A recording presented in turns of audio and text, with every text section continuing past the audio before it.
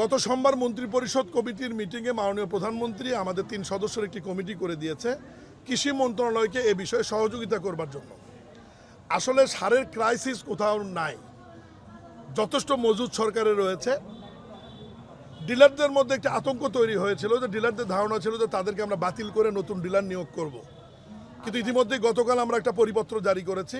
সেই পরিপত্রে আমরা স্পষ্ট ভাষায় বলে দিয়েছি যে চলমান সারের ডিলার যারা আছে দায়িত্বে তারাই সার উঠাবে এবং বিক্রয় কার্যক্রমের সাথে থাকবে পরবর্তী নির্দেশ না দেওয়া পর্যন্ত। আমরা কোনো ডিলার বাতিল করছি না। প্রথম সিদ্ধান্ত আমরা এটা নিয়েছি।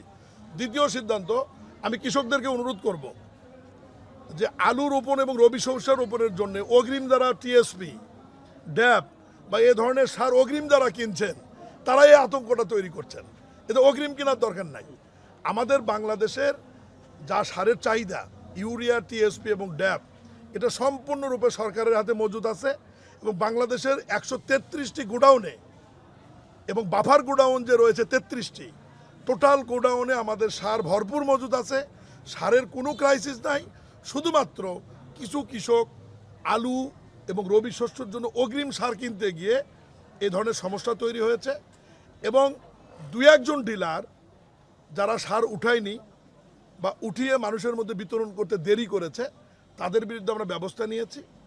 সরকারকে হেয় প্রতিপন্ন করার জন্য বিচ্ছিন্ন 2-1টি ঘটনা ঘটেছে, সেখানে আমরা প্রশাসনিক ব্যবস্থা নিয়েছি।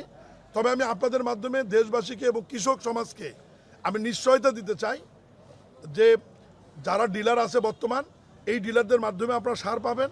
সারের যথেষ্ট মজুদ আছে। সার অগ্রিম কেনার কোনো প্রয়োজন নাই। যখন যে ফসলের জন্য যে সার প্রয়োজন সরকারের কাছে হিসাব আছে, আমরা সেই অনুযায়ী আপনাদেরকে যথাসময়ে ডিলারদের মাধ্যমে এবং খুচরা ডিলারদের মাধ্যমে সার আপনাদের কাছে পৌঁছে দেবো। ধন্যবাদ।